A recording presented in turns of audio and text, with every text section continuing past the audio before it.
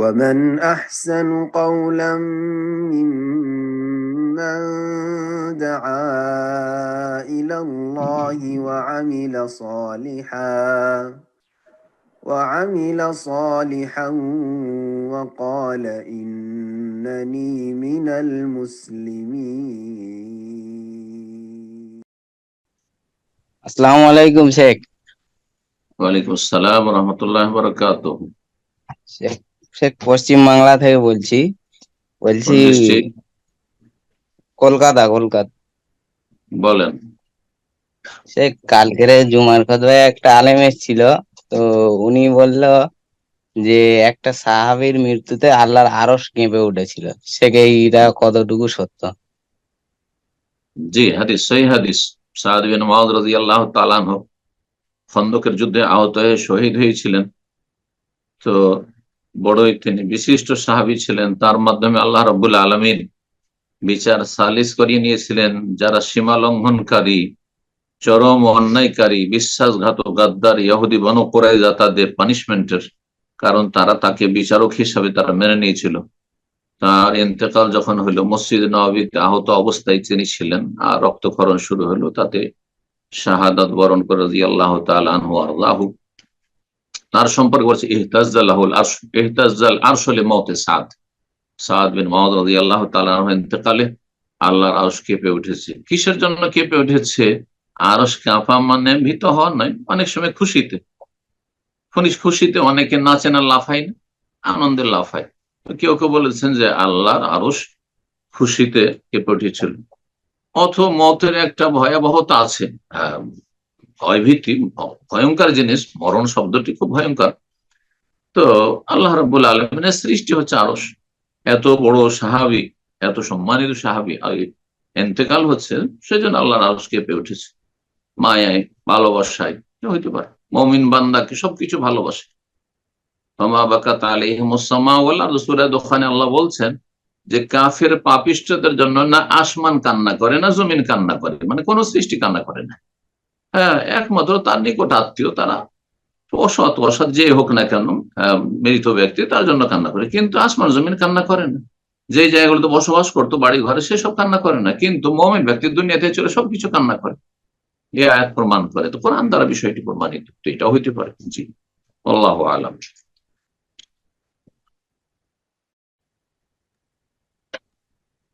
পর্যায়ে প্রশ্ন করবেন জান্নাহ, আপনি প্রশ্ন করুন। আসসালামু আলাইকুম শায়েখ। ওয়ালাইকুম আসসালাম ওয়া রাহমাতুল্লাহি ওয়া বারাকাতুহু। জি, শায়েখ, আমি বাংলাদেশ থেকে বলছি। আচ্ছা, বলেন। শায়েখ, আমার প্রশ্নটা হচ্ছে, আমি গত বছর একটা বেসরকারি মেডিকেল কলেজে ভর্তি হয়েছিলাম, যেটা সহশিক্ষা আছে।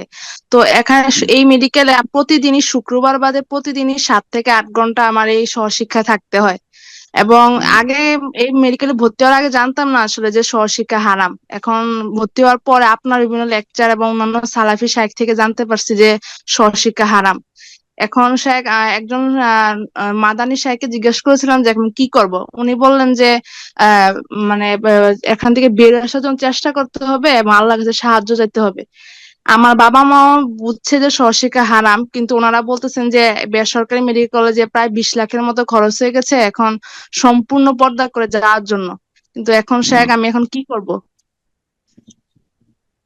আল্লাহ রাব্বুল সহজ করুন, এবং যেটাতে পরিণাম উত্তম আছে সেটারই তৌফিক দান করুন। দোয়া করি বিশেষভাবে যারা বিশেষ করে গুনাহ থেকে, গুনাহার জায়গা থেকে বাঁচতে চাইছে, তাদের জন্য বিশেষ দোয়া সবসময়। দিনী ভাই বোনদের আল্লাহ ভালো করুন। আমার পরামর্শ হচ্ছে যে এমনি আম হুকুম হচ্ছে যে সহশিক্ষা জায়েজ নয়, কারণ সেখানে লাভের চাইতে ফিতনা, ফাসাদ, বিশৃঙ্খলা, অশান্তি, নোংরামি বেশি। কিন্তু যখন এত লাখ টাকা খরচ হয়ে গেছে, তাহলে সেখানে পর্দা মেনটেন করে, হেজাব, যদি পর্দা নিষেধ না থাকে, পর্দা নিষেধ থাকলে বলবো যে মোটেই চলবে না পড়াশোনা। যদি সেখানে বোরখা অ্যালাউ থাকে, পর্দা মেনটেন করে সেখানে যাওয়া সম্ভব হয়, তারপরে ফাত্তাকুল্লাহ মাস্তাতাতুম, আল্লাহ সূরা তাগাবনে যথাসাধ্য আল্লাহকে ভয় করো। তো পুরুষদের কাছাকাছি না বসে, যদি একই ক্লাসের সময় বসতে হয়, তো মেয়েদের মাঝে বসবেন। সামনের দিকে না বসে এক সাইডে, পিছনে সাইডে অথবা পিছনে বসবেন, যেখানে মেয়েরা আছে, অন্যান্য মেয়েরা আছে, অনেক মেয়েরা আছে বেহায়া বেপর্দা, ওরা থাকবে দিকে ছেলেদের কাছাকাছি বসবো, কিন্তু আপনি যথাসাধ্য দূরে বসবেন। আর ছেলেদের সাথে অতিরিক্ত প্রয়োজনের বেশি কথাবার্তা নয়, যতটুকু প্রয়োজন ততটুকুতে, যেমন লেখাপড়া সম্পর্কে যতটা প্রয়োজন জরুরি ততটাই কথা বলবেন এবং ভদ্রভাবে কথা বলবেন। এমন কোনো কথা বলবেন না, বলার সুযোগ দেবেন না, না বললে সুযোগও পাবেন। ছেলেরা কখন সুযোগ নেয়, যখন দেখে যে এর সাথে সব রকম কথা বলে তখনই সুযোগ নেয়, কিন্তু এটাই হচ্ছে বাস্তবতা। তো যথাসাধ্য বেঁচে থেকে, বাপ মায়ের এত টাকা যখন খরচ হয়ে গেছে, পড়াটা কমপ্লিট করে নেওয়া যেতে পারে, আল্লাহ তাআলা আলাম, আল্লাহ সহজ করবে। এবং সবসময় জিকির আজকার নিজেকে ব্যস্ত রাখবেন। যখন লেখাপড়া নেই, সেখানে যাচ্ছেন, যাওয়ার পথে, আসার পথে, সেখানে অবস্থানকালে আল্লাহর জিকির আজকার করবেন, তওবা ইস্তেগফার করতে থাকলে আল্লাহ রাব্বুল আলামিন হেফাজত করবেন ইনশাআল্লাহ। জি, বারাকাল্লাহ। আমিন। এ পর্যায়ে প্রশ্ন করবেন আব্দুল্লাহ, ঢাকা থেকে। আপনি প্রশ্ন করুন। আসসালামু আলাইকুম শেখ, কেমন আছেন? ওয়ালাইকুম আসসালাম ওয়া রাহমাতুল্লাহি ওয়া বারাকাতুহু। জি আলহামদুলিল্লাহ, বলেন, ভালো আছেন? কোথা থেকে বলছেন? জি শেখ, ঢাকা থেকে বলছি। আচ্ছা, বলেন, প্রশ্ন বলেন। জি, আমার প্রশ্ন হচ্ছে, আমরা উইতিরের নামাজ কি জোরে তেলাওয়াত করব না আস্তে তেলাওয়াত করব? এবং উইতিরের শেষে যে দোয়া আছে, সুবহানাল হুম, মালিকিল কুদ্দুস 3 বার এবং রব্বিল মালাইকাতি ওয়ার রূহ, এটা কি সহি নাকি আহ, বলবেন? ভিতরের সালাত যদি এসা পরে পরে পড়েন তাহলে জেহরি নয়, মনে মনে পড়বেন। কিন্তু যদি তাহাজ্জুদের সাথে পড়েন তখন ভেতরটা তাহাজ্জুদের তাবে, তাহাজ্জুদে উচ্চস্বরে তেলাওয়াত করা যায়। জি হ্যাঁ, রাতের যাতে করে নিজেকে শুনিয়ে, মানে কেউ আশেপাশে ঘুমিয়ে থাকলে যেন তার ঘুমে যেন কোনো রকমের ইয়ে না হয়, ডিস্টার্ব না হয়। কাউকে কষ্ট দেওয়া ঠিক নয়। আপনার নফল কাজ দিয়ে আপনি আশেপাশে কাউকে কষ্ট দেবেন, ঘুম ভাঙাবেন, এটা ঠিক নয়, স্ত্রী হইলো বা ছেলে মেয়ে হইলো। তো সেই ক্ষেত্রে নিজেকে শুনিয়ে, কারণ সূরা মুজাম্মিলে যে আয়াত, তাতে বোঝা যাচ্ছে যে নিজেকে শোনানো, মনে মনে পড়া নয়। মানে একটু শুনিয়ে পড়লে তার অন্তরে মানুষের একটা তাসির আলাদা আছে। ইন্না নাশিয়াতাল লাইলি হিয়া আশাদু ওয়াতআ ওয়া আকওয়ামু কিল, আল্লাহ বলছেন নাশিয়াতাল লাইল মানে কিরাআতাল লাইল, রাতের তিলাওয়াত। তো এই জন্য যদি তাহাজ্জুদের পরে ভেতর পড়েন তাহলে একটু উচ্চ স্বরে পড়বেন, একটু মোটামুটি। যদি সেখানে কেউ না থাকে তাহলে মানে কারো ঘুমে ডিস্টার্ব না হয় তাহলে, আর এমনি এসা পরে হইলে মনে মনে পড়বে। তারপরে বেতর শেষ করার পরে সুবহান আল মালিকুল কুদ্দুস, এটি তো সহি জানা আছে। আর একটি যেটি বললেন আমার জানা নেই, তার সহি জয়ীফ। যদি সহি প্রমাণিত হয় তো আমার করতে পারে, আমি জানি না।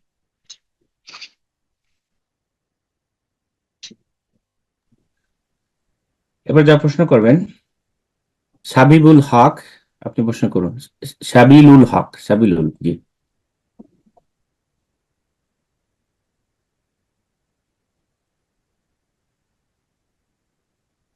সাবিলুল হক, আপনার ফোনটা আনমিউট করে নিন, প্রশ্ন করুন।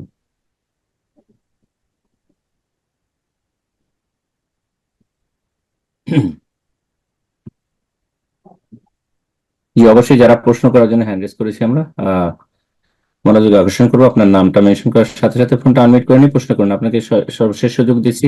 সাবিলুল হক, ফোনটা আনমিউট করে নিয়ে প্রশ্ন করুন।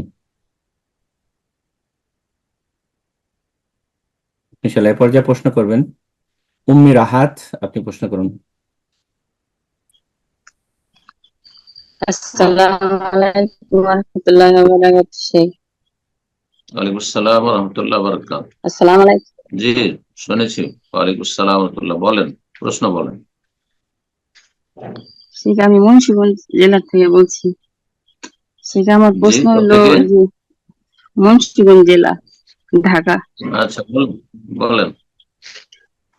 আমার প্রশ্ন হলো কি, আমার এই গ্রামে কিছু মানুষ আর কি মানে সুদি ব্যবসা করে। তাই আমার ভাই আমার আর কি কিছু টাকা আনাইছিল, সুদি টাকা। তাই আমি এই জিনিসটা আর কি জানি না, এই সুদের ভিতরে এত পাপ। পরে আমার কাছে আবার কিছু টাকা আসলো, তা আমি চিন্তা করলাম যে আমার ভাই তো সুদি টাকা আনে, মাইসের দিয়ে দেখে তার ফেরত দিব না, তাহলে আমার কাছে যে টাকাটা আছে এই টাকাটা আমি দিই। পরবর্তীতে আমার কিছু টাকা আছে আর বাইরের টাকাটা দিয়ে যদি অঙ্ক একটু বেশি হয়, তাহলে আমি একটা কিছু করলে পরবর্তীতে বাইরের টাকা বাইরে ফিরিয়ে দিব। তাই আমি বাইরের টাকা মিলে আমার হুম, টাকা মিলে আমি একটা জায়গা রাখছি। পরবর্তীতে ভাইয়ের টাকা আমি বাইরে ফিরাই দিছি। এখন এই জায়গাটা বিক্রি করলে কি এর অংশ কি ভাই পাইবো নাকি পুরাটা আমি পাবো? আপনার প্রশ্ন বুঝলেন?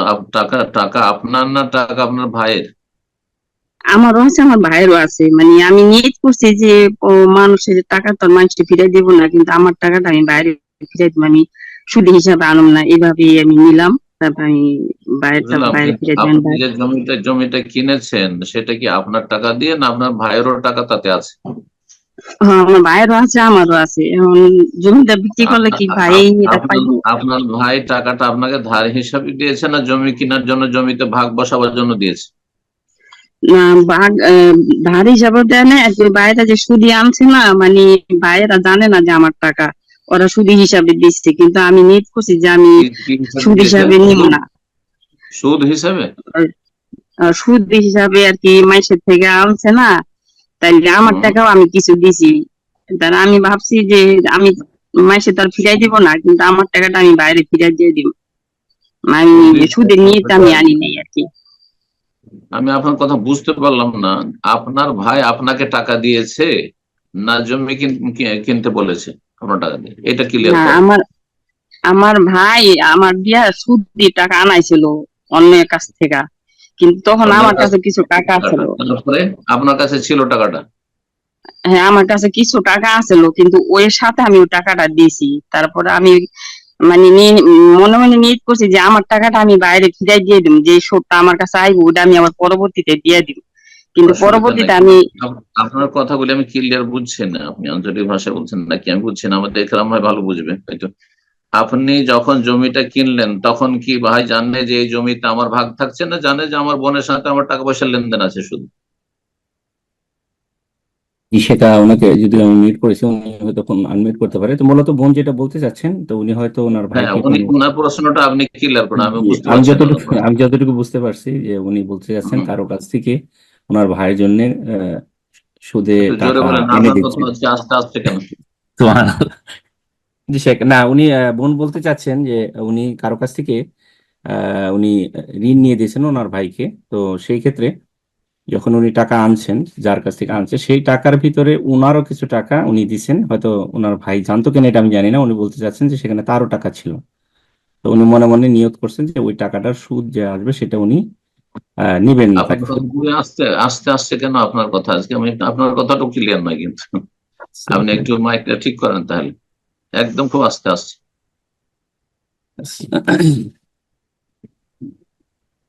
জি, শেখ আমাকে শুনতে পাচ্ছেন এখন? এখন শুনছি একটু সামান্য উঠলো, কিন্তু এরকম তো আপনার আওয়াজ থাকে না, খুবই আস্তে আওয়াজ আপনার। তো তো কথা যাই হোক, ঠিক। আর কি টাকাটা নিয়ে এসছে, কোথা থেকে নিয়ে এসছে, কিসের টাকা?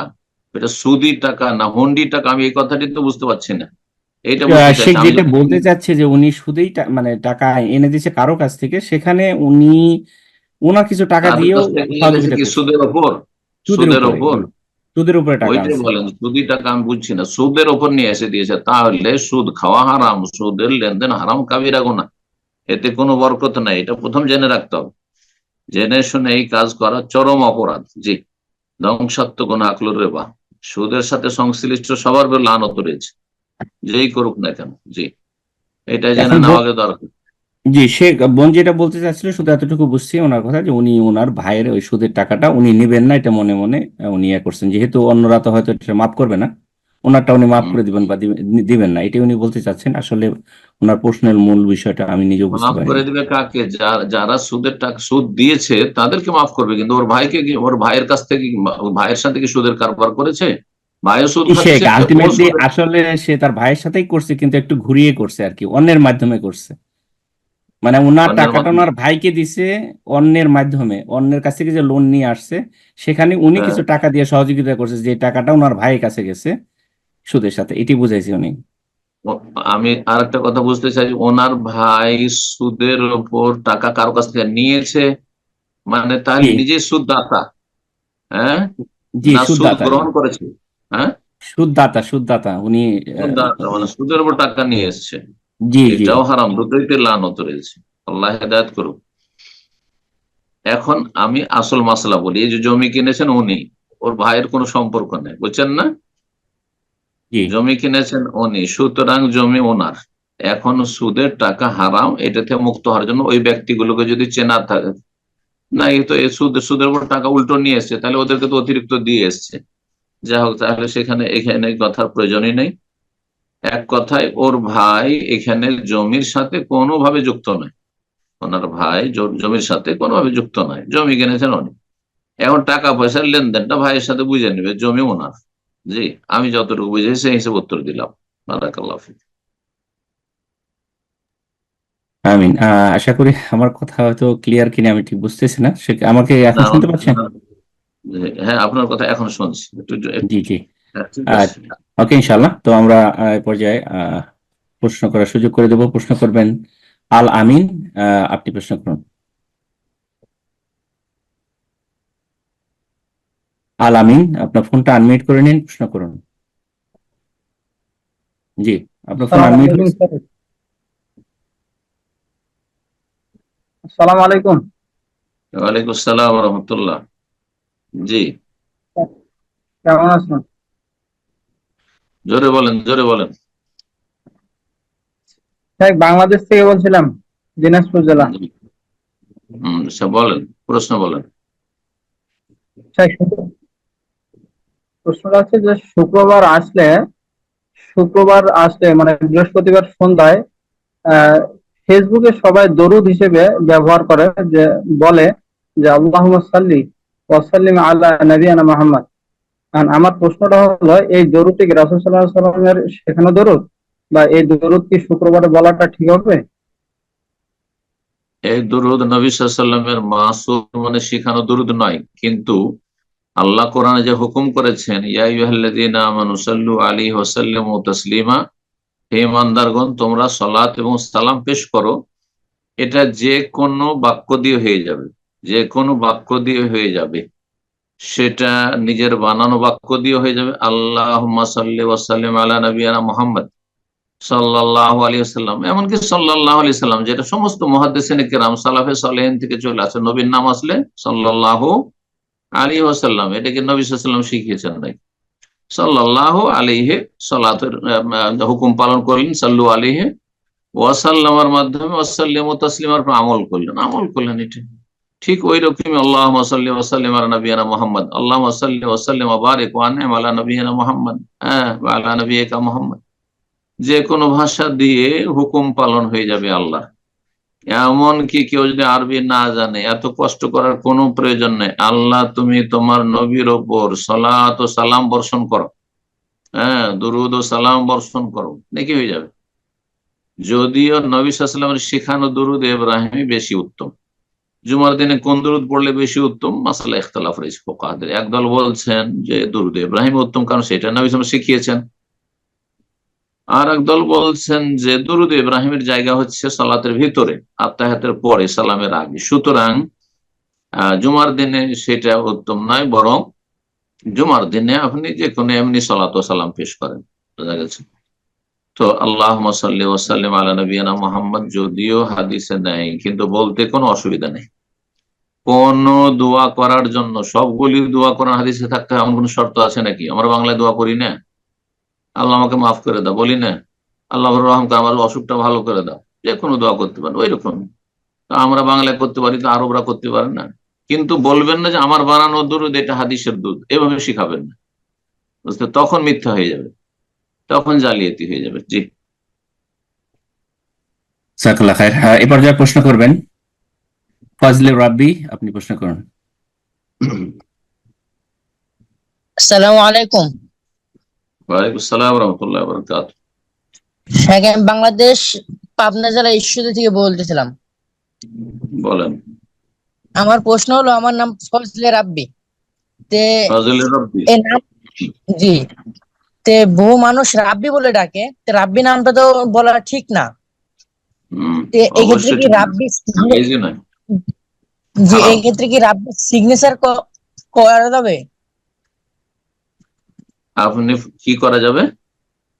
রাব্বি এতটুকু কি সিগনেচার করা যাবে? না না, সিগনেচারও মানে করা যাবে না, লেখাও যাবে না, বলাও যাবে না, শুধু রাব্বি। মোটে রাব্বি মানে আমার রব। তো আপনি কি করে রব? জি, আমার রব যে বলছে আপনাকে, সে শিরকি কথা বলুন। যেমন জি জি রহমান আর খালেক বলছেন না, হ্যাঁ খালেক জি ভাই, রহমান ভাই, ওটাও শিরকি কথা। ঠিক তেমনি হ্যাঁ জব্বার ভাই, রাজ্জাক ভাই, আর ওই রকমই রব্বি ভাই, সব শিরক। এগুলো শিরকি কথা, বড় শিরক হোক না হয় জবানের শিরক, কিন্তু শিরক অবশ্যই, কথাটা শিরকি কথা, গোনা। ছোট শিরকি হোক, যদি এ বিশ্বাস নিয়ে না বলে তাহলে কিন্তু এটা জায়েজ নয়, হারাম। ছোট শিরক হারাম, যে ছোট শিরক কাবিরা গোনা, এটা জেনে রাখতে হবে। সুতরাং এভাবে নাম নাম ধরে ডাকা জায়েজ নয়। রহমান বলে, খালেক বলে, রাজ্জাক বলে, জব্বার বলে, আর এই রব্বি বলে ডাকা জায়েজ নয়। জি, ফজলে রব্বি বলতে হবে, ফজল বললে অসুবিধা নেই।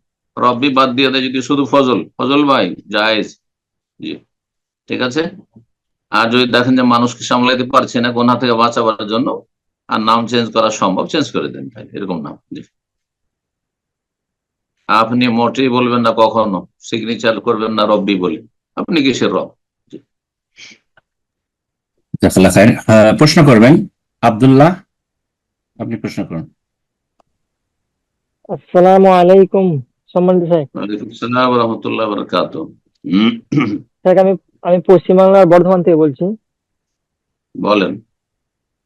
স্যার আমার প্রশ্ন হলো যে বর্তমানে যে দেখা যায় যে অনেক ব্যবসায়ী তারা তাদের পণ্যগুলো বিক্রি করে এবং প্রতিটাতে একটা কুপন বা টিকিট দেয়, এবং যখন তার পণ্য বিক্রির টার্গেটটা পূরণ হয়ে যায় তখন সেই কুপন গুলোকে লটারির মাধ্যমে ক্রেতাদেরকে পুরস্কার দেয়। তো আমার প্রশ্ন হলো এটা দেওয়া বা নেওয়া কি জায়েজ হবে?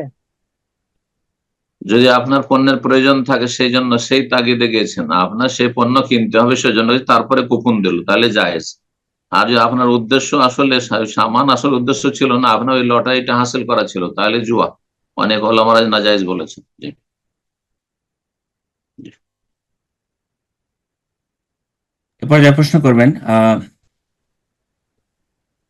উমরুল হাসান, আপনি প্রশ্ন করুন। উমরুল হাসান।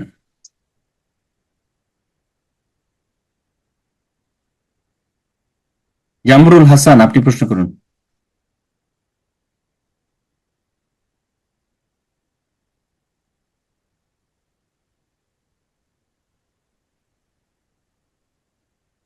এ পর্যায়ে আমরা আরেকজনকে সুযোগ করে দিচ্ছি, প্রশ্ন করবেন আবু তাহের, আপনি প্রশ্ন করুন। আসসালামু আলাইকুম ওয়া রাহমাতুল্লাহি ওয়া বারাকাতুহু। ওয়ালাইকুম আসসালাম ওয়া রাহমাতুল্লাহি ওয়া বারাকাতুহু। জি, বলেন। সাহেব আমি বর্তমানে উড়িষ্যাতে আছি, আমার বাড়ি মুর্শিদাবাদ। মাশাআল্লাহ, বলেন। সাহেব আমরা রাজমিস্ত্রির কাজ করি। আচ্ছা। তো আমাদের আসরের সালাতটা একটু অসুবিধা হয়ে যায়, কোনো কোনো সময়, সব সময় না। তো সূর্য যখন ডুবে যায় না? বড়দিন থাকে তখন তো ছটা। শুধু লেট হয় আমার না, কথাটা সূর্য ডুবে যায়? জি বলছি সাহেব, বলছি যখন বড় দিন থাকে তখন ওই 5টা 5:30টার সময় আমরা কাজ ছেড়ে দিই। তখন ওই 6টা 6:30টার সময় সূর্য ডুবে মগরিবের রক্ত হয়, তখন সাহেব ওই মগরিবের আগে আগে পড়া হয়, 8 ঘন্টা বা 1 ঘন্টা আগে। আর যখন ছোট দিন থাকে 5টা 5:15টার সময় মগরিবের টাইম হয়ে যায়, তখন সূর্য সাহেব ডুবে। সময় পাওয়া যায় না। তো তখন কি সাহেব জোহরের সময় ওটাকে জমা করা যাবে আসরের সালাতটা? তোমার কেন করবেন? কাজের সময় ওই 5 মিনিট নামাজ পড়ার জন্য টাইম দিবেন না? সিগারেট খেতে দিচ্ছে, বিড়ি খেতে দিচ্ছে মানুষকে, হ্যাঁ, রেস্ট করতে দেয় না রাজমিস্ত্রিকে? আপনি ওই কাপড়ে, যে কাপড়ে আছেন না, যেখানে আপনার কাদা লেগে আছে, মাটি লেগে আছে, ওই অবস্থায় নামাজ পড়েন, ওই জায়গাতে ওয়াক্ত মোতাবেক। এটা তো একদিনের ব্যাপার না যে জমা করে নেবেন, আপনি ডেইলির ব্যাপার, ডেইলি কাজ করছেন। সুতরাং শীতকালে ধরেন প্রায় 4-5 মাস এরকমই করবেন, মোটেই জায়েজ নাই। আর সূর্য ডুবিয়ে দিয়ে নামাজ পড়া এটা হারাম। অনেক আইম্মায়ে কেরামদের নিকটে এই নামাজ কবুলই হবে না, রিজেক্টেড। ইবনে তাইমিয়া রাহিমাহুল্লাহর মতে এটি, সূর্য ডুবে গেল, টাইম পার হয়ে গেল, কুফরি হয়ে গেল, আর এই নামাজ কবুলই হবে না, জায়গা শেষ। হ্যাঁ, জায়গা শেষ। জি, কথা বুঝতে পারছেন? যেমন কোরবানির দিনগুলি শেষ, কোরবানি শেষ, আর কোরবানি নেই। আর ওই জিলহজের পরে আর কোরবানি করলে যেমন কোরবানি হবে না, ঠিক তেমনি সূর্য ডোবার পরে আসর পড়লে ওই নামাজ কবুল হবে না, সূর্য ওঠার পরে ফজর পড়লে আর কবুল হবে না। জি, সুতরাং আপনি বেনামাজি বলে আল্লাহর কাছে গণ্য হবে না, সাবধান। আর এক এক দিনের ব্যাপার হলে সেটা জোহরের সাথে জমা করা যায়, কিন্তু এইভাবে তো আল্লাহ তো 5 ওয়াক্ত 5 বার ফরজ করেছেন না। আপনি কাদামাটি যা আছে ওই নিয়ে একবার কিবলামুখী হবেন, ওইখানেই একটা জায় নামাজ রাখা সম্ভব হলে রাখবেন, না একটা গামছা বিছিয়ে না এমনি ধুলাতে, আরবরা এখানে ধুলোতে বালিতে মরুভূমিতে গাড়ি থামিয়ে দেন, একটু চেষ্টা করে আল্লাহকে চেষ্টা করবেন আপনি, আপনার রব খুশি হবে, আল্লাহ বরকত দিবেন। জি, বারাকাল্লাহ ফিক। আমিন। 7 থেকে 8 মিনিট মাত্র লাগবে, 4 রাকাত আসর পড়তে মাত্র 8 মিনিট লাগবে। 8 মিনিটের আপনার বিরতি দিবে না, বিড়ি খোরকে বিরতি দিচ্ছে, অবশ্যই ভাবে নামাজ পড়বেন। জাযাকাল্লাহ খায়ের। এ পর্যায়ে আবারও আমরা সুযোগ করে দিব উমরুল হাসান, আপনি প্রশ্ন করুন, ফোনটা আনমিউট করে নিন, প্রশ্ন করুন।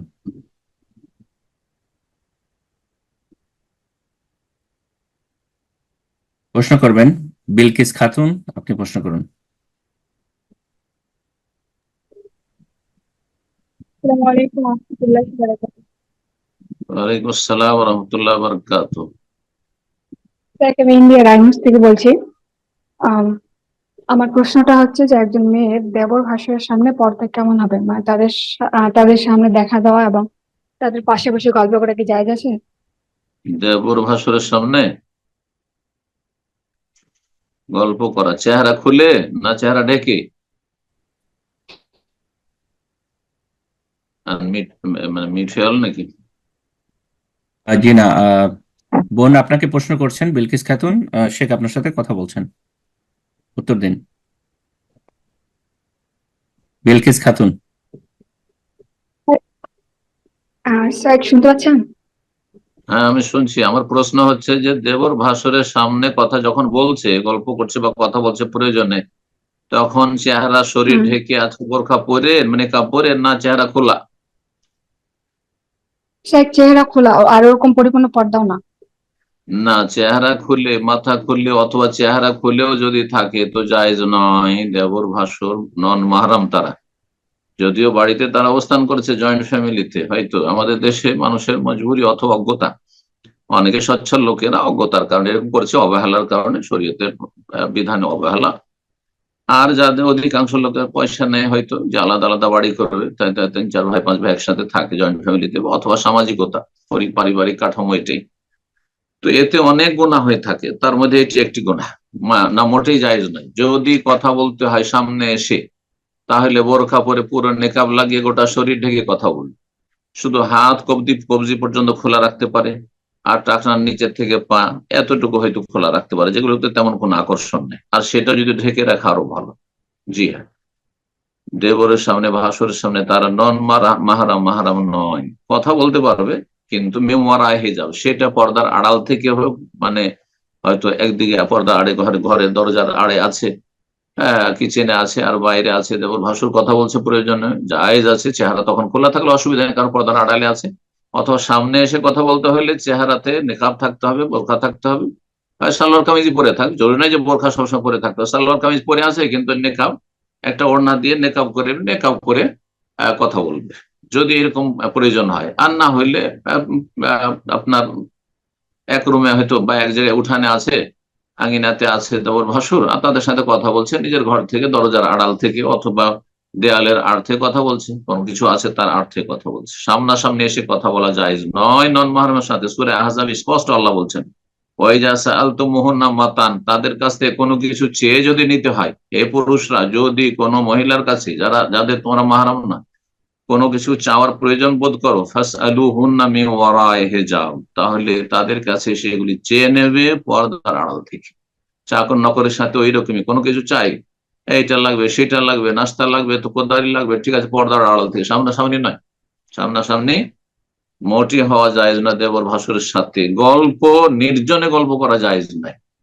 আর সবাই আছে ওইখানে, সামনে এসে কথা বলছে ঠিক আছে, কিন্তু নির্জনে রুমে বা ভাবি আছে আর দেবর আছে আর গল্প করছে, যদিও বোরখা পরে থাকে তবুও জায়েজ নাই এইরকম ভাসুরের সাথে।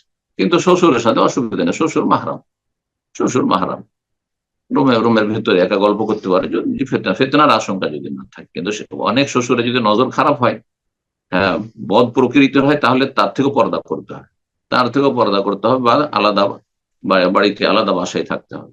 জি, বারাকাল্লাহ ফিক, আল্লাহ তৌফিক দান করুন। আমিন।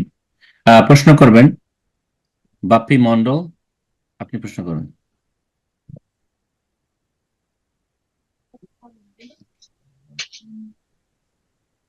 কি আপনার ফোন আনমিউট হয়েছে? জি। ওয়ালাইকুম আসসালাম ওয়া রাহমাতুল্লাহি ওয়া বারাকাতুহু। আমি 5 ওয়াক্ত সালাত আদায় করি। কোথা থেকে? আমি মুর্শিদাবাদ থেকে বলছি। মুর্শিদাবাদ, বলেন, জোরে বলেন। আমি এখন ব্যাঙ্গালোরে আছি, ব্যাঙ্গালোরে আমি কাজ করি। আচ্ছা বলেন, প্রশ্ন বলেন। বলছি 5 ওয়াক্ত সালাত আদায় করি, কিন্তু মাঝে মধ্যে গুনাহ হয়ে যায়। গুনাহ বলতে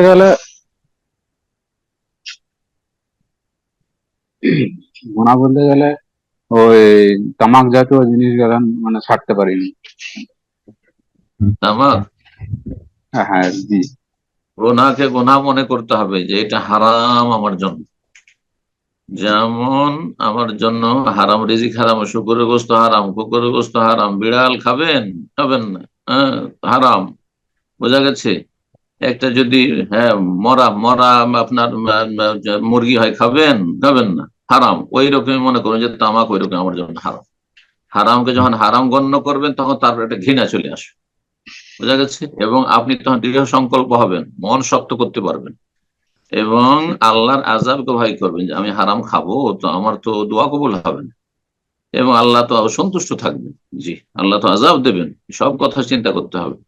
আর আল্লাহর কাছে সাহায্য চাইবেন, আল্লাহুম্মা আরহামনি বিতারকিল মাআসি, আল্লাহ আমাকে গুনাহ বাঁচার জন্য আমার রহম করো, গুনাহ থেকে বেঁচে থাকার তৌফিক দান করো, আল্লাহ আমাকে পাপের কাজ থেকে রক্ষা করো, দোয়া করবেন।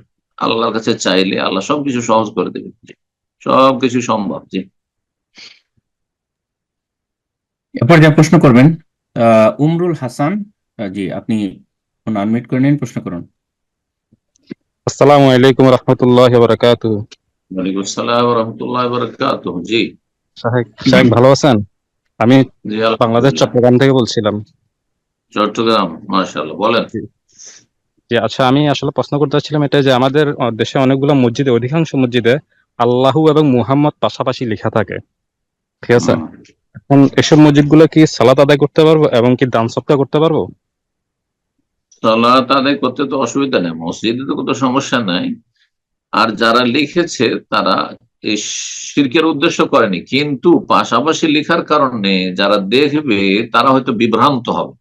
গুমরাহির খুব আশঙ্কা আছে যে আপনি মুসলিম জাতিকে আপনি ভুল মেসেজ দিচ্ছেন যে আল্লাহ এবং মোহাম্মদ হয়তো সমান সমান, হ্যাঁ, একদিকে আল্লাহ আর একদিকে মোহাম্মদ লেখা আছে, সুতরাং এইরকম না, হ্যাঁ এইরকম ইয়া আল্লাহ ইয়া মোহাম্মদ মোটেই না। হ্যাঁ, ওপরে নিচে করে লিখে রাখো, ঠিক আছে, আল্লাহ ওপরে লেখা আছে মোহাম্মদ, হ্যাঁ, অথবা আল্লাহ আকবর লিখুক আর মোহাম্মদুর রাসূলুল্লাহ, হ্যাঁ, মোহাম্মদুর রাসূলুল্লাহ, মোহাম্মদ রাসূলুল্লাহ, মোহাম্মদ আব্দুল্লাহ রাসূল, স্পষ্ট হয়ে গেল আল্লাহর বান্দা এবং রাসূল। জি, আর পাশাপাশি ওইভাবে না লিখে একটু যদি ওপরে নিচে লিখে, এটা বেশি সতর্কতা। কিন্তু আপনার সালাত পড়তে কোনো অসুবিধা, সেটা কোনো মন্দির নয় যে নামাজ পড়া যাবে না, কথা বোঝা গেছে।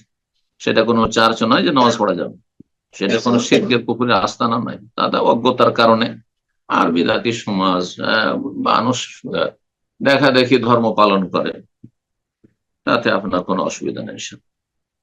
আল্লাহ কবুল করুন, সংশোধনের তৌফিক দান। আমিন। এরপর যা প্রশ্ন করবেন আরিক, আপনি প্রশ্ন করুন।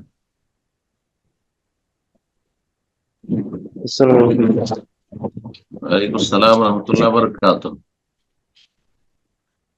তো শেখ, হাদিসেতে আসছে যে জোরে বলেন, আপনার কথা শোনাই যায় না, কোথা বলছেন? আমি ক্যালিফোর্নিয়াতে বলছি শেখ। জি, জোরে বলেন, মনে হচ্ছে ঘুম থেকে উঠেছেন। বলছি যে হাদিসেতে আসছে যে আপনার গ্রীষ্মকালে জোহরের নামাজ দেরি করে পড়াটা সুন্নাহ। তো এই ক্ষেত্রে আমি জানতে চাচ্ছিলাম যে কতটা দেরি করতে হবে এক্ষেত্রে, যদি একটু বুঝিয়ে বলতেন। সকাল সন্ধ্যার জিকির না কি? জোরে একটু শুনলাম না তো আমি। সকাল সন্ধ্যার জিকির কথা বলছে শেখ। গ্রীষ্মকালে জোহরের সালাত, সকালে গ্রীষ্মকালে জোহরের সালাত, সকালে কেন জোহরের সালাত পড়বেন? না, দুপুরে জোহরের গ্রীষ্মকালে সালাত। শেখ, একটু সাউন্ড মনে হয় শেখ আপনার ওখানে কি সমস্যা হচ্ছে কিনা জানি না। উনি গ্রীষ্মকালের কথা বলছেন, যে গ্রীষ্মকালে যে জোহরের সালাত একটু ডিলে করে পড়ার কথা বলা হয়েছে, সেটার কতটা দেরি করা যাবে এটা উনি জানতে চাচ্ছেন। শেখ আমাকে শুনতে পাচ্ছেন? গ্রীষ্মকালে ঠান্ডার দেশে আপনি আমেরিকায় থাকেন, কানাডায় থাকেন, তো সেখানে তো সবসময় মাইনাসই প্রায় থাকে, আর থাকলেও আর কতটা গ্রীষ্মকালে বা কতটা গরম থাকে। হাদিসে এই না যে গ্রীষ্মকালে আছে এজাস্তাদ্দাল হার, যখন রোদের প্রখরতা থাকবে, প্রচন্ড গরম থাকবে। ইস্তাদ্দা মানে প্রচন্ড, আর হার মানে গরম, প্রচন্ড গরম হবে। যেই গরমে বাইরে বের হওয়া খুব কঠিন, যেই গরমে আপনার হাওয়া লেগে যেতে পারে, যেমন আরব দেশে, ফাবরুদ বিসসালাহ, তখন জোহরটাকে ঠান্ডা করে পড়িও। আর সেটা এই নয় যে 1 ঘন্টা 1.5 ঘন্টা ঠান্ডা করে সালাতে রক্ত হচ্ছে, ধরেন আমাদের দাম্মামে এখন 11:30টায় 11:30টায় জাওয়াল হয়ে যাচ্ছে, আর সেটা পড়বো আমি 2টার সময়, না, মোটেই নাই। সেটা আপনি 12টা 12:30, হ্যাঁ, একটু লেট করে পড়েন এইরকম। কিন্তু এনে যে 2টো 2:30 করে দেবেন, 2:30 পৌনে 3টাতে আজান হয়ে যাচ্ছে, আসর আজান হচ্ছে, কিছুদিন পরে 2:30 এখানে আসর আজান হয়ে যাবে। তো উদ্দেশ্য হচ্ছে যে গরমের প্রখরতা যদি থাকে, আপনার ওখানে যদি হয় যে এমন কোনো দিন যেদিন খুব প্রচন্ড গরম, তাহলে সেই দিনে এতটা ঠান্ডা করবেন যাতে গরমের যে প্রথম গরমটা যেটা শুরু হয় দিন ধরেন 10টা 11টা থেকে, সেটা প্রায় 1টার দিকে শেষ হয়ে যায়।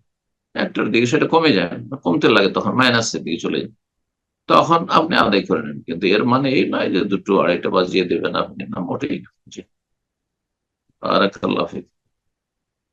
আমিন। তারপরে এটা একা একা পড়া যাবে না, জামাত ছেড়ে। জামাত তাহলে মসজিদের মুসল্লিদের নিয়ে একটা মিটিং এর মাধ্যমে বা মসজিদের দায়িত্বশীলরা অথবা সরকারের ফয়সালা করে, যেমন সৌদি আরবে পরিবর্তন হয় না। পরিবর্তন হয় না কারণ একটা সিস্টেমে চলছে, ধর্ম মন্ত্রণালয় চলতি আছে। তো আর এটা উত্তম হুকুম, এটা কোনো ফরজ হুকুম নয় যে আমাদের ঠান্ডা করতে হবে, নামাজটাকে ঠান্ডাতে পড়তে হবে। মানুষের যেটাতে সুবিধা, মানুষের সুবিধা যে টাইম জানা আছে, জোহর হয়ে গেছে, জোহর হয়ে গেছে। আর আজকাল এসির গাড়ি আছে মানুষের কাছে, বাড়িতে এসি, গাড়িতে এসি, আর মসজিদে এসি, সুতরাং কোনো অসুবিধা নেই, কোনো অসুবিধা নেই। দুনিয়ার সমস্ত কাজ করে বেড়াচ্ছে, শুধু নামাজটা ঠান্ডা করতে আর কাজকর্ম দুপুরবেলা ডিউটি করাচ্ছে গরিবদেরকে রাস্তা রাস্তা। তাহলে তো বোঝা গেছে এই হুকুমটা পালন করা কিন্তু ফরজ নয়, বরং এটি মুস্তাহাব কথা, করা ভালো, সুন্নাত মুস্তাহাব। যে গ্রীষ্মকালে যখন রোদের প্রখরতা থাকবে, প্রচন্ড রোদ থাকবে, তখন রোদের অনিষ্ট থেকে বাঁচার জন্য আপনি বিলম্ব করবেন, একা একা নয়, জামাত সহকারে মসজিদের মুসল্লিদের সাথে মতামত বিনিময়ের মাধ্যমে, পরামর্শের মাধ্যমে। জাযাকুমুল্লাহ। প্রশ্ন করবেন মোহাম্মদ আলী, আপনি প্রশ্ন করুন।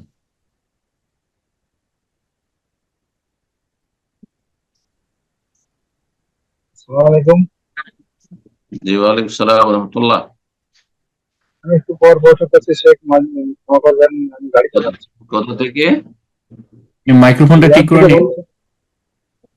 আমি গাড়ি চালাচ্ছি, একটু পর ফোন করছি, একটু পর করছি। ঠিক আছে, ইনশাআল্লাহ। জি, এরপরে আমাদের সূর্য ডুবে যায়, এখনই আজান হবে, অন্য কাউকে দেন, আপনি আগামী জি, সপ্তাহে করেন। জি, ইনশাআল্লাহ। এরপর যা প্রশ্ন করবেন এমডি আব্দুর রাশিদ, আপনি প্রশ্ন করুন। আসসালামু আলাইকুম। ওয়ালাইকুম আসসালাম রহমতুল্লাহ। আমি পশ্চিমবঙ্গের মালদা জেলা থেকে বলছিলাম। কোন থানা? মুসলিমনগর থানা। বয়সনগর, মাশাআল্লাহ। চলো, আমার মামার বাড়ি বাড়ির আশেপাশে।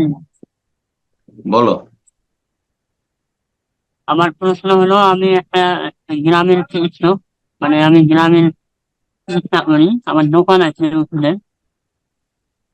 তো আমার কাছে অনেক রকম কাস্টমার আছে, তো আমি যেগুলো বলতে চাইছি আপনাকে, সেগুলো আপনি আমাকে একটু বলবেন যে মেডিকেল লাইনে যারা ওই মানে বলে ওই বাচ্চা নিয়ন্ত্রণ করার যে একটা পিল পাওয়া যায় না, ওই ট্যাবলেট, ওষুধ, ক্যাপসুল, মানে বিভিন্ন রকম হয়, ওগুলো কি বিক্রি করা বৈধ হবে? কিসের ট্যাবলেট ওগুলো? বাচ্চা নিয়ন্ত্রণ করা। জন্ম নিয়ন্ত্রণ। হ্যাঁ হ্যাঁ হ্যাঁ। জন্ম নিয়ন্ত্রণের ট্যাবলেট ব্যবহার করা জায়েজ, হ্যাঁ, স্থায়ীভাবে বন্ধ করা জায়েজ নয়, হ্যাঁ, যদি কোনো শারীরিক বড় সমস্যা না থাকে, ঠিক আছে। বাকি এমনি গ্যাপ দেওয়ার জন্য জায়েজ, গ্যাপ দেওয়ার জন্য জন্ম নিয়ন্ত্রণ করা, ফ্যামিলি প্ল্যানিং করা, মানে আমি প্রতি বছরে 1.5 বছর 2 বছরে না হয়ে যায়, 3 বছর পর হোক, 4 বছর পর হোক, জায়েজ আছে। সুতরাং এইভাবে কেউ যদি ওষুধ খায় তো জায়েজ আছে, সুতরাং সেই ওষুধ বিক্রি করাও জায়েজ। জাজাকাল্লাহ খায়ের শেখ। তো রিজিকের ভয় না থাকে, একটি কথা যেন মনে থাকে, একটা শর্ত যে আমি খাওয়াইতে পারবো না, এটা যেন না থাকে। একটু কষ্ট হবে, মায়ের কষ্ট হয়ে যাবে, আমারও কষ্ট হয়ে যাবে, সেই জন্য হয়তো, হ্যাঁ, বা ছেলে মেয়ে যথেষ্ট হয়ে গেছে, 5-7টা 10টা হয়ে গেছে, আর নেব না হয়তো, তো ওলামারা অনেকে জায়েজ বলেছেন সেটাই। বারাকাল্লাহ ফিক। জি। আমিন। জি উস্তাদজি, আর কি কন্টিনিউ করবো না এখানে শেষ করা যাক আজকে? আপনি বলেন। আজান চলছে, একটা প্রশ্ন শুধু করে না, সমস্যা নেই, আমাদের আজানে কামতে 10 মিনিট টাইম থাকে। ইনশাআল্লাহ সর্বশেষ প্রশ্ন নিচ্ছি ইনশাআল্লাহ, এরপর যে প্রশ্ন করবেন। আর শফিকুল ইসলাম, আপনি প্রশ্ন করুন। আসসালামু আলাইকুম। ওয়ালাইকুম আসসালাম ওয়া রাহমাতুল্লাহি ওয়া বারাকাতুহু। জি, আসামের ধুবড়ী জেলা থেকে বলছি, লক্ষ্মীপাড়া। জি জি। আমার এলাকায় আহলে হাদিস মসজিদ নেই, তো হানাফিদের মসজিদই বেশি। তো ওখানে তাবলীগ জামাত সবসময় থাকে সব মসজিদেই প্রায়। তো ওদের নামাজের ওয়াক্ত শুরু হওয়ার আগে যদি আমি পড়ে নেই, ওয়াক্ত শুরু হওয়ার পর পরই ওদের জামাতের আগে, তো এভাবে কি পড়া ঠিক হবে ওদের মসজিদগুলোতে? না না, বিলম্ব করলো আপনি তাদের জামাতে নামাজ পড়বেন। জামাতে বিচ্ছিন্নতা সৃষ্টি করা জায়েজ নয়। শুধু সমস্যা আসরে আর ফজরে, ঠিক আছে। তো আসর ফজরটা আপনি বাড়িতে পড়ে নেবেন, ঘরে পড়ে নিয়ে, আর তারপরে যদি তাদের আশেপাশে জামাতে চলে যাবেন, দ্বিতীয়টা নফল হয়ে যাবে, কিন্তু জামাতে যাবেন। এটা পড়ে নিলে ভালো, বাড়িতে পড়ে নিলে তারপর তাদের সাথে পড়লেন। এইরকম ক্ষেত্রগুলিতে বিলম্ব করলে অসুবিধা নেই, কারণ বৃহৎ স্বার্থে মুসলিমদের ঐক্য বহাল রাখা, যদিও তারা একটু লেটে নামাজ পড়ছে, সুন্নতের খেলাফ করছে, তো এটাই করা উচিত। জি, এই জন্য তাদের জামাতে গিয়ে নামাজ পড়বেন। জি, জামাতে নামাজ না পড়লে বলবে যে ফজরে এই লোকটি আসে না, বেনামাজি, ফজরে আসে না, এই লোকটি আসরে আসে না, ভাববে, বুঝছেন। হ্যাঁ, তারা সেখানে তবলিগ জামাতের লোকের অবস্থান করছে, আপনি সেসব চিল্লে যাবেন না, তাদের সাথে গুনার কাজে সহযোগিতা করবেন না, কারণ তাদের বিদাতি জামা, বিভিন্ন বিদাত শিখায় তারা, এবং তাদের কিতাবে শির বিদাত আছে, গাঁজা করি কিচ্ছা কাহিনী, স্বপ্নের কিচ্ছা, ধর্মশীল, হ্যাঁ, স্বপ্নের মাধ্যমে পাওয়া এই তরিকা, চিল্লার তরিকা, সুতরাং তাতে অংশ নেবেন। কিন্তু তাদের সাথে তারা মুসলিম ভাই, সুতরাং তাদের জামাতে গিয়ে নামাজ পড়ার কওম আর রাখে নামাজ পড়বেন, আর তার আগেই গিয়ে সেখানে নামাজ পড়বেন। হতে পারে যে কেউ সেখানে ঝগড়া বাঁধিয়ে দিবে, আর যেমন তারা মারামারি করেছে একই মসজিদের ভিতরে, বাইতুল মোকাররমে মারামারি করেছে, তারা যদি অন্যায় কাজ করে তো আমরা তো অন্যায় শিক্ষা দেবো না, আমরা তো ভালো শিক্ষা দেবো, আমরা তো ঐক্যের শিক্ষা দেবো। যার ফলে তারা বিভিন্ন বেদাত করলো, যতক্ষণ বড় শির কেউ করেনি ততক্ষণ তাদের পিছনে সালাত আদায় করবো। বারাকাল্লাহ ফিক, তাদের সাথে সালাত আদায় করবে। জাজাকাল্লাহ খায়ের শেখ। তো আজকে শেষ করা যাক এখানে, শেষ যেহেতু আজান হয়ে গেল বললেন। ইনশাআল্লাহ, বারাকাল্লাহ ফিক। রব্বুল আলামিনের কাছে দোয়া করি আমাদের সকল ভাই বোনদের জন্য যারা আজকের অনুষ্ঠানে থাকলেন। আল্লাহ আপনাদের সকলকে উত্তম প্রতিদান দান করেন, দিন দুনিয়ার সার্বিক কল্যাণ, রহমত, বরকত দান করেন, এবং আল্লাহ রাব্বুল আলামিন আমাদের সমস্ত অনিষ্ট থেকে, বালা মুসিবত থেকে হেফাজতে রাখেন। যে যেখানে আমরা থাকি না কেন, সফরে থাকি, বাড়িতে থাকি, ঘরে থাকি, বাইরে থাকি, সকল ভাই বোনদের আল্লাহ হেফাজত করেন এবং তাদের পরিবার পরিজনের হেফাজত করেন, এবং আল্লাহ রাব্বুল আলামিন জালেমের জুলম থেকে আল্লাহ রক্ষা করেন, সীমা লঙ্ঘনকারী সীমা লঙ্ঘনের অনিষ্ট থেকে আল্লাহ রক্ষা করেন।